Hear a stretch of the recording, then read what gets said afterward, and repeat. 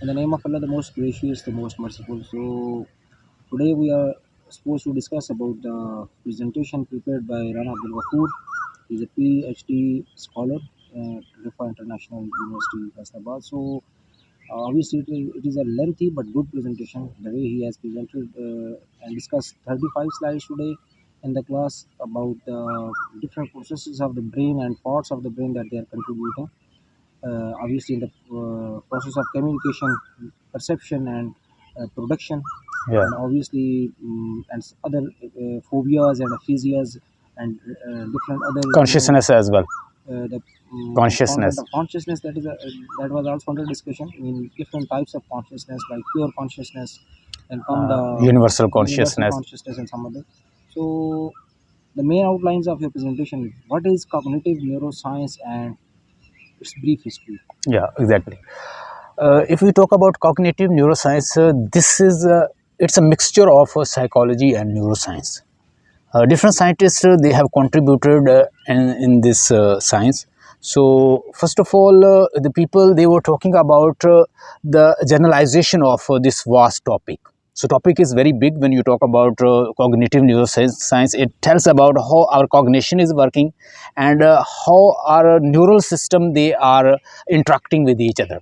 So for that, many scientists, many neurologists, many philosophers, they have contributed it. So if we briefly talk about this, there is a trine brain model. Trine brain model says that we have three parts of brain. We have three parts. Brain has been subdivided further into three parts. We have a rational brain, we have emotional brain, which is also known as limbic system, and we have animal brain. So when we talk about lizard brain or animal brain, it is totally about breathing, eating, and digestions, like something like that. So our animal brain is related to eating, breathing, digestive system, something like that. And away from it there is another brain which is known as limbic brain, emotional brain. So in emotional brain we've got our nucleus accumbens. Today I have discussed about it, that there is a dopamine. Whatever we are doing due to its pleasure. When there is a less pleasure and maximum when there is a less pleasure and maximum pain, we are not going to this situation. Okay, you're discussing about dopamine and its functioning. Like in the very first slide, you have discussed the brief history of cognitive neuroscience. So, I mean, here you have quoted Gall and then obviously the PJM Florence. Yeah. So they are, actually the later one challenged the Gall's Yeah, realization view. before that they were, in fact there was an idea that we that was a pseudoscience, and this is also, it is also known as phrenology. According to these phrenologists or phrenology, that we don't need to go inside the skull to know what is happening in the brain. Just see skull, the shape of the skull, and up and down, and the gyrus and sulcus in the skull, and after that you can predict what kind of person is. So personality can be determined by just looking at the shape of the skulls. But later scientists, sometimes scientists, they rejected this phrenology. They say that it is not pure science, it's just a pseudoscience. So we can't predict a man from just observing his skull. They say that there is something inside the brain, they are interacting with each other. They are known as brain cells or neurons. So they communicate with each other, they interact with each other, then communication possible. So that was like concept. So, I mean, the Florence has actually challenged the concept of Gall. So, I mean, Girls. what was actually the Florence perspective in that regard? He was not taking the physical shape of the brain in that. He is not taking physical shapes. He says that we need to go inside the brain, study the internal system of the brain. There are neural patterns, there are cerebral cerebrums, cerebral cortex, rational brains, and limbic brains, and animal brains. He says that we have to go inside the brain, and then we can come to know which kind of person is.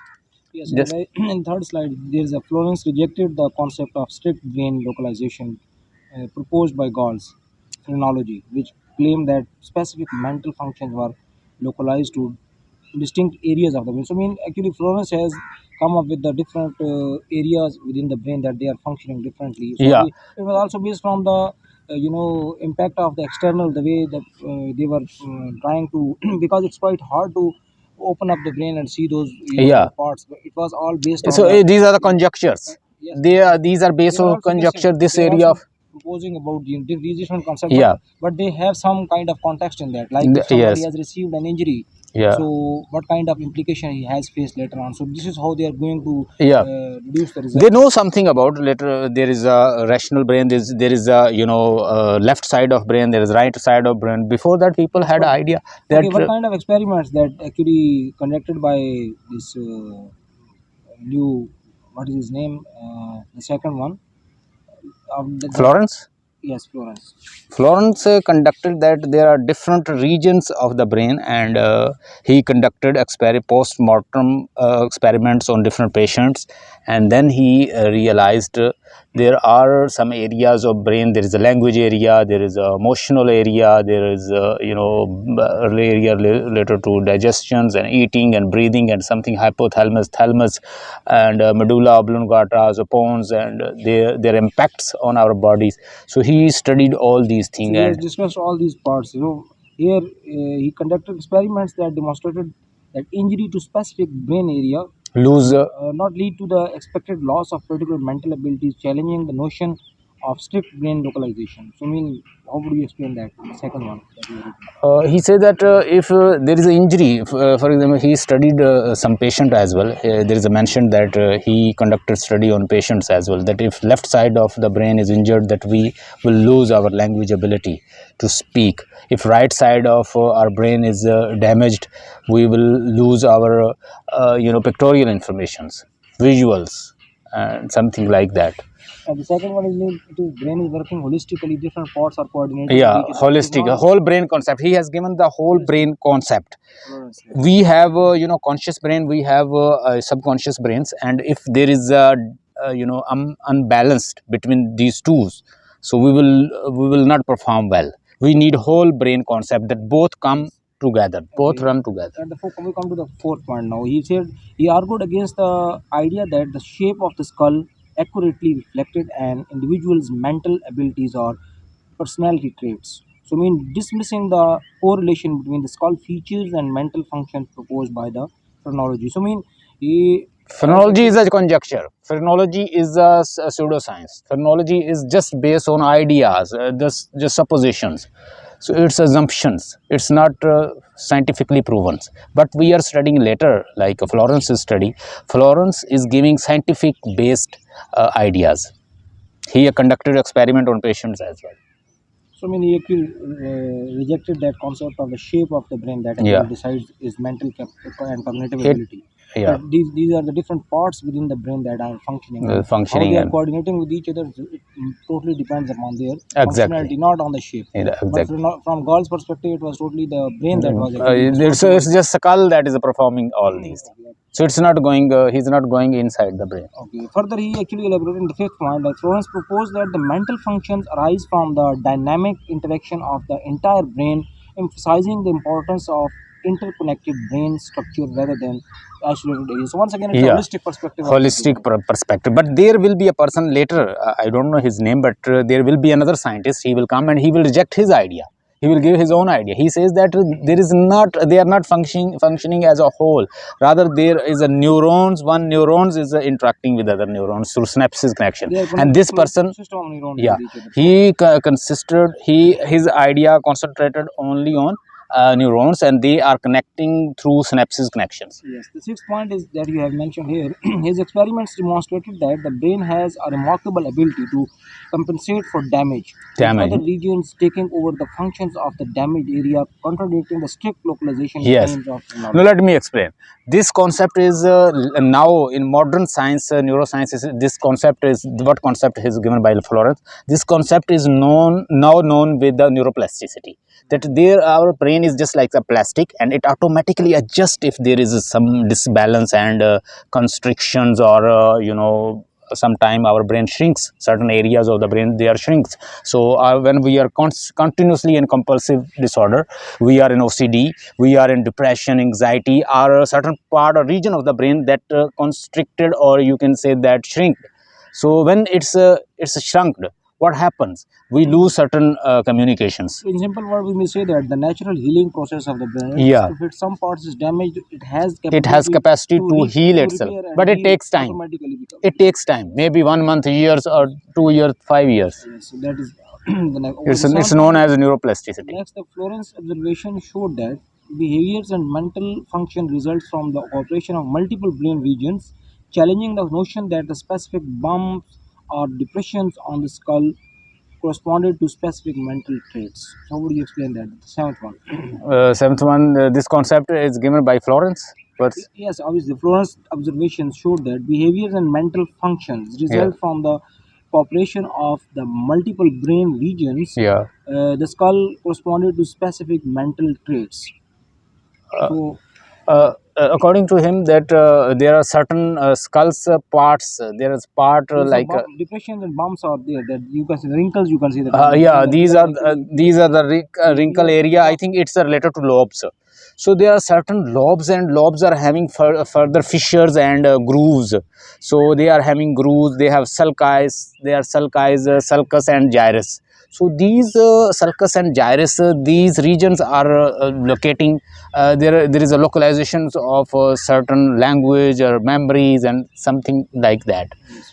And the next point is he advocated for a more nuanced understanding of brain function. Nuanced. Yes, highlighting the complexity and interconnectedness of neural processes, which countered the simplistic and localized approach of phrenology. So, I mean, he advocated for a more nuanced understanding of brain function. I mean, that is He has given Florence. new concept, because before that the concept was not like that. He has given new concept that there is a whole brain functioning. There is not a specific part. Brain is not working in a parts.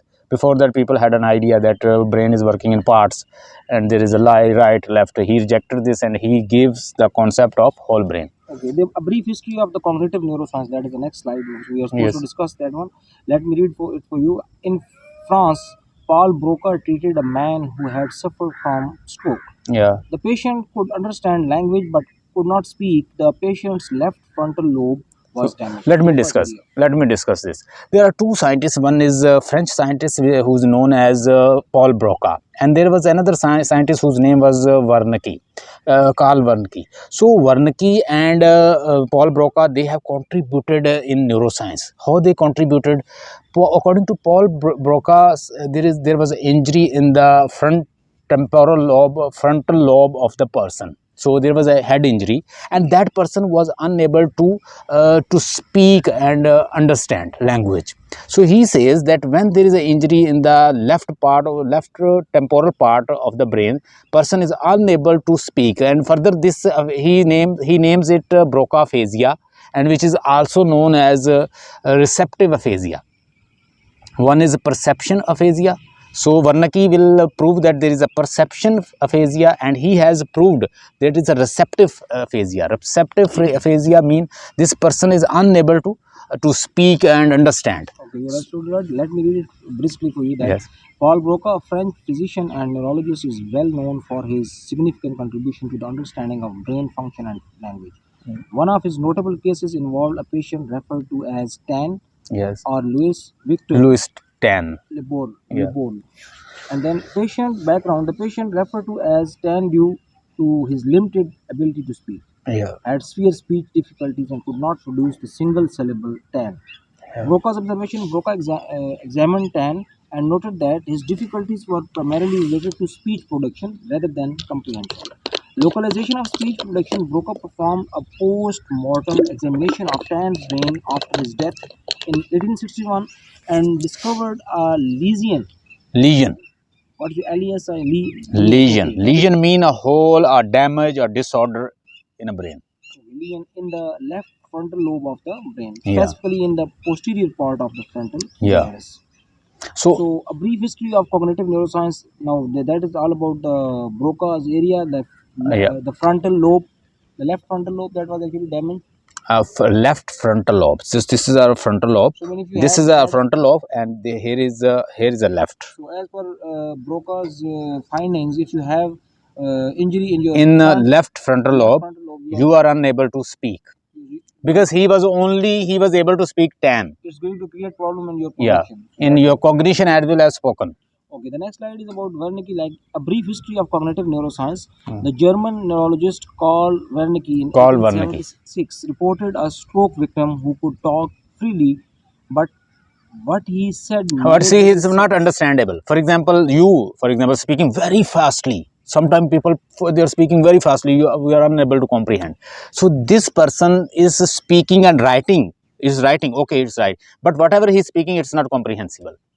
So Yes, there is again problem in language. patient could not understand spoken or written language Wernicke's area. So, I mean, obviously, if you are having problem in your Yeah. Wernicke's area, then you cannot You even can't pick full words. your perception When and you are unable to pick full words, definitely you can't speak.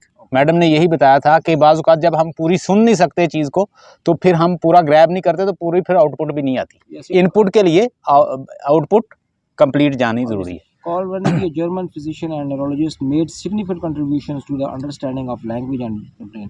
One of his notable cases involved a patient whose condition is now referred to as a Wernicke's aphasia. वर्न की Wernicke's aphasia. aphasia. So, mean, Aphasia mean disorder, so lesions, before, damage. and you may say that that Broca's aphasia before, if and Wernicke's aphasia. Yeah. Yes, that is it. So, patient presentation. Wernicke's encountered a patient who had no difficulty speaking fluently, but the speech lacked coherence and made little Yeah. sense. This type of It can be in written and spoken impairment, both. impairment Please note it. became, It can be in written and spoken. became known as Wernicke's aphasia or receptive aphasia. So, I mean, there is a lack of cohesion and coherence Yeah. in his speech. No, listen to me. If we want to conduct research on a student who is having problem in language, very easily we can conduct research, because I will just point out whether it's a Wernicke aphasia or Broca aphasia. So when student write and he is writing something in jumble form, he is not writing in order form, we can note down that it is a Wernicke aphasia. Okay. The second point that you have made here, Wernicke's observations, Wernicke observed that the patient comprehension of spoken and written language was significantly impaired. So, he was having difficulty in listening as well as perceiving in reading. You And can say that. reading. Reading comprehension, you may say that. Yeah. And the patient had difficulty understanding the meaning of the words in sentences. So, he has semantic problem as well as Yeah. the syntactic problem. You can say that. Syntactic and semantic and problem. spoken Yes. as well. So, localization of language comprehension. Yeah. Wernicke's conducted post-mortem Postmortem examinations of examination. several patients with similar language impairments Yeah. and discovered lesions in Lesions in their the posterior part of the brain. left superior Left temporal superior. gyrus. This one, listen to me. This is our frontal lobe. In forehead behind, there is a frontal lobe, and if we see this back of here, there will be our posterior part of the frontal lobe. So, there are lesions in the Lesion posterior part hole. of the left superior temporal gyrus in the brain. So, that is it. We are unable to speak. We are unable to read. We are unable to comprehend. We are unable to speak in a coherence and cohesion manner. That's all right. Wernicke's area, based on his findings, Wernicke proposed the existence of a specific brain region responsible for language comprehension, which later became known as Wernicke's area. So, we have discussed the Broca's area and Broca's Wernicke's area, and in a simple way we can say that Broca aphasia is known as receptive aphasia, and this is perceptive aphasia. Yes, the receptive and the Perception. yes. It's a problem of receptive and perceptual. Okay, a brief history of cognitive neuroscience is in progress now. The most famous of all psychologists was Brodmann, who analyzed the Broadman, yeah. cellular He organization of the 55, cortex. 55 or how many regions he pointed out? Yes, let me read it for Yeah. you. Cellular organization of the cortex and characterized 52 distinct regions. 52 distinct regions, they are coordinating with each other. He's one of the most famous psychologists, Yeah. Brodmann. So he analyzed cellular organization of the cortex. Exactly. So, characterized 52 distinct regions. Distinct regions. Now we understand frontal lobe, parietal lobe, occipital lobe, and temporal lobes. These lobes and these connection of 52 regions, distinct regions, been found by Brodmann. The findings and you can say that the main areas found by Broca and Wernicke later Yes. on.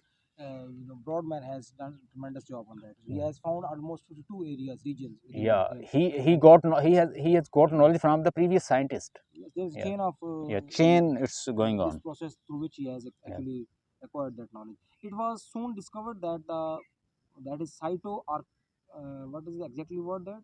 Cyto. or tectology. Exactly what did you pronounce it for you? Cyto architectionality. No, architectonically. Yeah, that is little bit. Psychoarchitect. Okay, Psycho psychoarchitect. It's okay. architecturally. Psychoarchitect. Psycho or technically, you may say that, Yeah. because it's a non say Psychoarchitect is multiplier enough. word. Okay. Described brain areas represent distinct brain regions. So this is another discovery. Yes. So Krobinian Brodmann, a famous German neurologist and psychiatrist, Mm. he is renowned for his research on the cellular organization of the cerebral cortex. Yeah. He was working on cerebral cortex, and for dividing the cortex into distinct regions commonly known as Brodmann's areas. Yeah. Cellular organization. Brodmann extensively studied the cellular structure and organization of the cerebral cortex, Yeah. the outer layer of the brain associated with higher cognitive functions. I mean, within the brain, we have discussed the cerebrum, that is different from cerebral cortex. That is the Cerebral on the hind cortex. part. You That is can. connected to the your backbone, Yeah. that region. So that area is actually Rational. distributed into 52 regions. 52 regions, and Right. after that it's also related to language, it's also related to rationality and decision making and executive functions. Okay.